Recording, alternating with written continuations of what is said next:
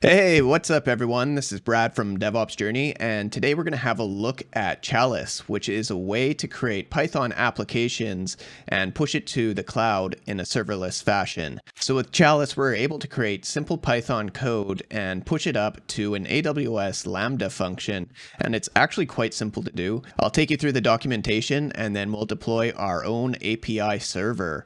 So let's go ahead and have a look at the quick start guide here.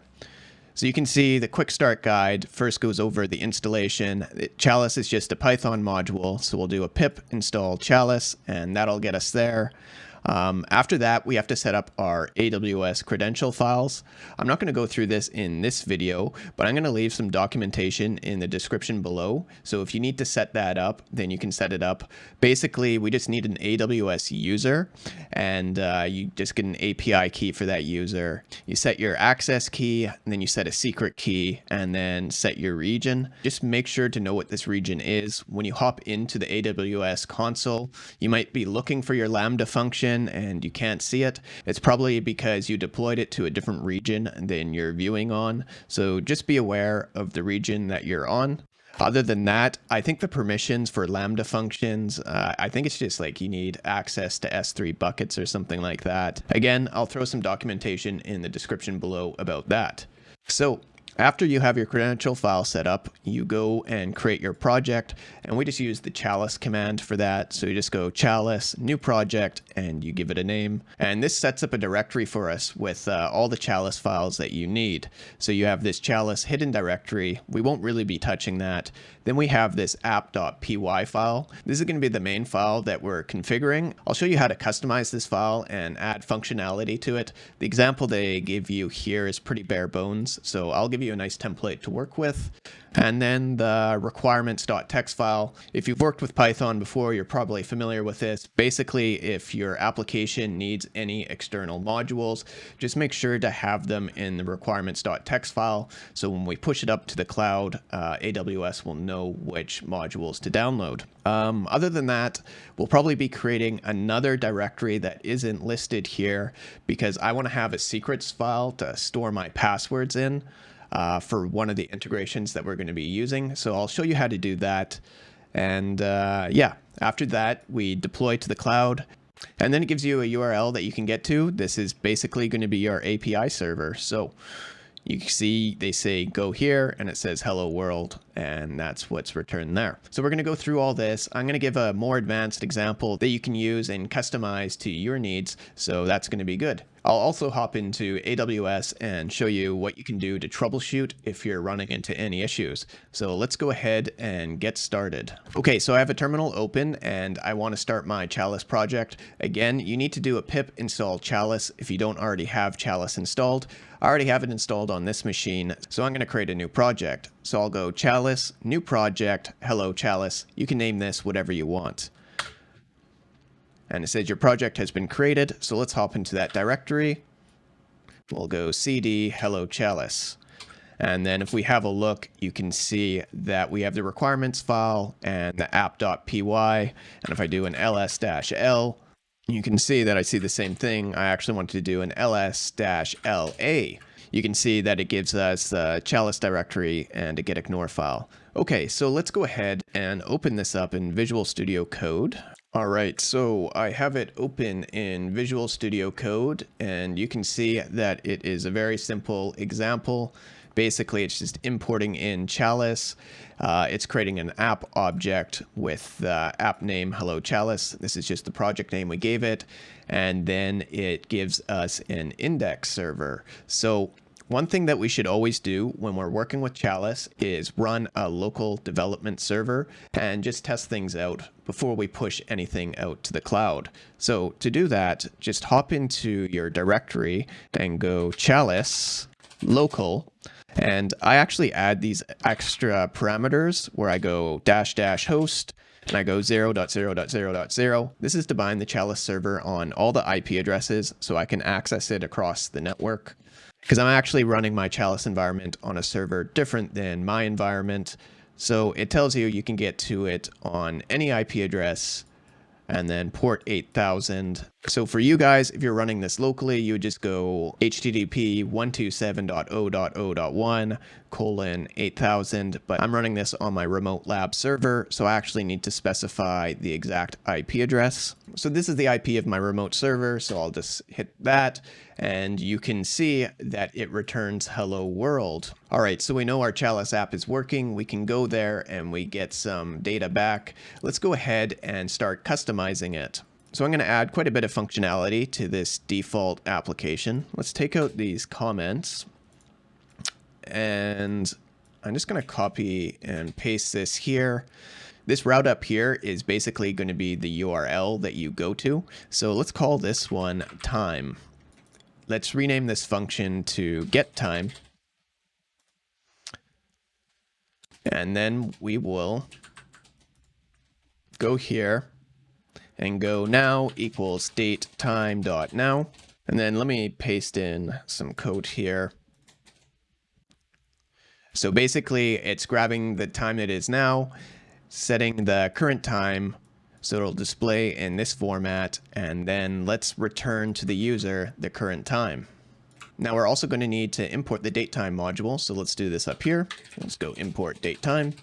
The Chalice server in development mode should restart automatically, and we can see that, yeah, it's been restarting automatically. So let's go ahead and try to get to it. Now let's go /time. This is the URL that we set, and we can see an error. And let's hop on over to our development server and see why. It says module datetime has no attribute now. So this is a great example of when your code doesn't work. So we can fix this. Let's hop back into Visual Studio Code. And I think I want to go from datetime, import datetime. And this should fix it. So the Chalice server should restart automatically. Let's go here and refresh. And you can see that we get the time returned. Now we can customize this output. One thing that I like to do is sort of wrap it in an F string. So I just go like this, F.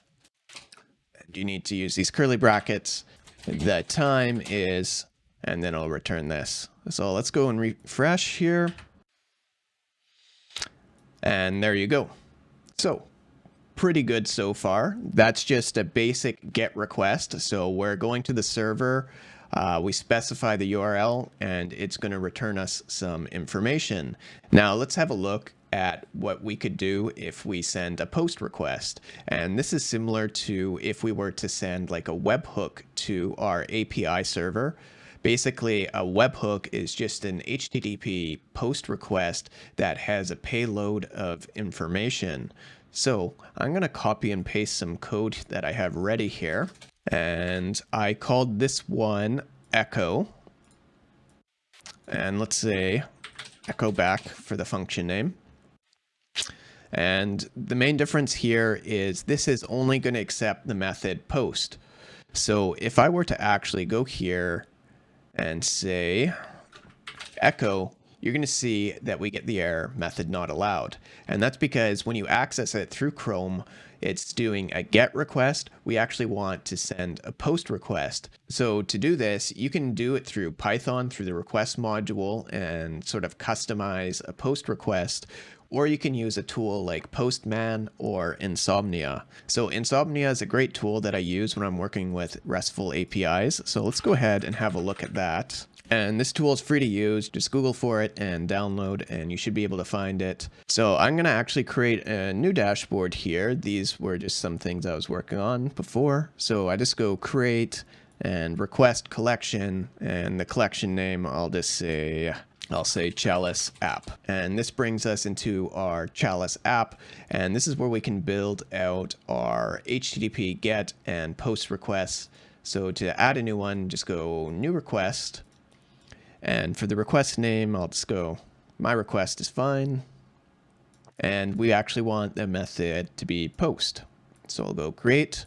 Now with a post message, you're supposed to add something in the body. So let's go here and let's send a JSON payload. And in that payload, we'll just go message hello world, name DevOps journey. Okay, perfect. Oh, and we need a comma here. So this should be good. And what we need to do is add our URL here. So let's go ahead and grab this. So I'll take this and put it in. And now let's go ahead and send. And I'm getting an error, bad request, error parsing JSON. So I'm missing a colon here. So let's go ahead and send this again. And there you go. It's basically sending a message and it's getting it back. So let's have a look at our Python code and sort of explain what's happening here. So it's called echo back. And basically these two lines right here are taking in the payload of the original request that was made and then sending it back. So this is a good bare bones example of sort of like a webhook. You can have a post request come here. It can take in the payload. You could sort of modify or do something based on that payload, and then you could return some data back. So I want to keep this example pretty simple, but if you have any questions, please leave them in the comments below. I'm going to have a look at one more example here, which takes our project a little more in depth, and then we're going to deploy this to AWS. So I got some more code that I'll copy and paste here. So this one returns the price of Bitcoin, Litecoin, all that stuff. I'll explain how it works here. So you can see the URL is not a static URL. It actually has a variable built in. And it's basically going to take a symbol. We're going to be able to send BTC, LTC, or whatever cryptocurrency you want. And it's going to take that, and then it's going to send an API request to CoinMarketCap, ask for the price of that coin, and then return it back to our user. So this is sort of like a full example of how powerful these APIs can be. One problem I see here is this needs to actually be in here. So basically it's saying symbol, take symbol as input. This line of code right here is just making sure that it is always uppercase. So it doesn't matter if our user types in lowercase BTC or uppercase BTC, it's going to convert it. Then it's going to do a request to the CoinMarketCap API, and it's going to use that symbol. And this is the actual request that it's going to make. Couple things to say here. First, we need to import the request module. So let's do that. And since this is an external module, we need to make sure that we include this in our requirements.txt file. So we'll type in requests. Now, if you forget to do this, when you deploy this to the cloud, AWS isn't going to know to install requests, and basically your app is just going to run into an error. So make sure that you add the correct things to your requirements.txt file. Let's hop back into our app. And this next thing is the API key. So for your code, you really shouldn't be putting in sensitive information into the logic. So I want to use this API key. So what I usually do is create a secrets file, something like this. And then I just go API underscore key equals ASDF123 or whatever your API key is. And then I would head on over to app and go from secrets import API key. And this would work, except for with Chalice, it doesn't like including any files other than your app.py, your requirements, your getignore, and your Chalice folder. So if you need to include any external files with your Chalice app, you actually need to create another directory named Chalice lib. So we'll go new folder, Chalice lib. And I'm going to create a file here just called init.py. And then I'm going to throw the API key in there. And then I'm going to hop into this app. And instead of saying from secrets, I'm just going to say from Chalice lib import API key.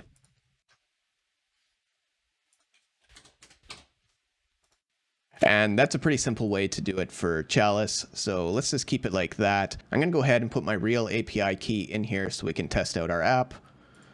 Okay, so I put in my real API key.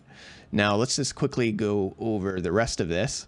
Basically, we get this request object back. So this request object goes over to CoinMarketCap and basically pulls the price of whatever symbol that you gave it. And then this is just formatting the data into simple variables.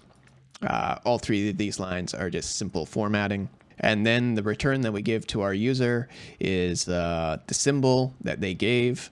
And then the price of name of the symbol is price. And again, this is using F strings, so we can include variables in it. So let's go ahead and test this out on our local server. And if that works out, we'll deploy it to AWS.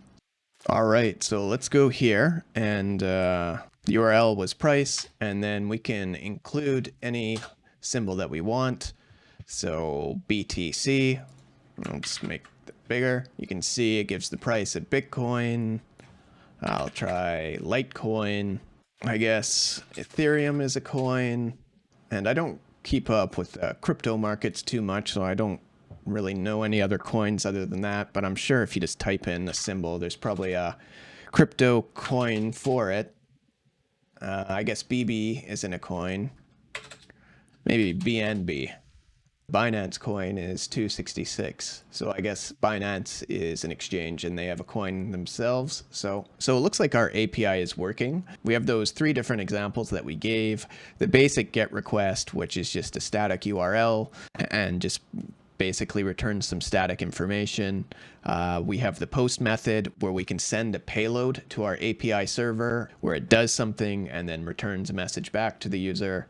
And then we have one that takes in a variable from the URL and then it does some logic and then returns some information to the user. So pretty powerful stuff. Let's go ahead and have a look at how we deploy this. So it's super simple. I'm just going to Control C out of our server here. Clear the screen and we'll just go Chalice deploy. And you can see it's creating the deployment package, and that's basically it. It's going to go out to AWS and deploy our Chalice to a Lambda function, and it's going to return back the URL for our API. And if you run into any errors, it's probably because your AWS config file hasn't been set. Make sure to check in the description below for instructions on how to do that. So it looks like we got some output returned here, and this is our URL. So let's go here, just control click, and let's make this a little bigger. You can see we get hello world. If we go and go time, we can get the time back. And then if we go price BTC, you can see it returns the price of Bitcoin. So how awesome is that? So all we really needed to do was download Chalice, basically 2 Chalice commands and just some customization of a Python script, and we have a serverless function in the cloud. And one of the main benefits of doing serverless is you don't have to pay for this server constantly running. Basically, I'm only going to get charged when someone does a request to this page. And I think for the pricing tier for Lambda functions, it's actually really affordable. So this is going to be a super cheap API server to run. But anyways, let's have a look under the hood on the AWS side, because I know a few of you are probably interested in that. Okay, so under the AWS Management Console, it's going to be under Lambda. So click Lambda. And then under Lambda, you can see that I have 2 serverless functions here. This was when I was testing it out yesterday, and then this is the one that we just deployed. If you're looking in the AWS console and you don't see your function, go on up here and make sure that you have the right region set. This region needs to match the one that was in your AWS config file. So let's hop in here. And you can see that it actually does show our code. I've seen in the past when I've had larger applications where it says it can't show the code, but I guess it does show it here. You can see this is our exact function, And you can actually even just modify the code in the cloud and apply changes. But I don't really advise that. You may as well just do it on your own workstation. And if you need to redeploy, just go Chalice deploy and it automatically updates everything. One other thing I would like to go over is how to actually test from the AWS console. I know I had to do a lot of troubleshooting when I was building this actual example. So I went over to test, and you can actually invoke the function there. And you just go invoke, and then it gives you detailed logs. So if I were to run into an error, the error would be here, and it would be exactly like that example that we ran into earlier in our development environment, you know, the one where it said we didn't have the right module imported.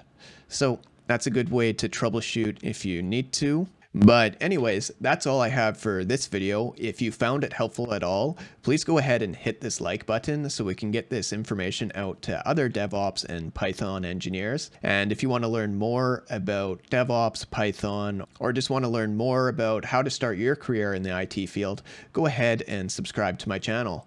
Thanks again for watching, and I hope to see you all in the next video.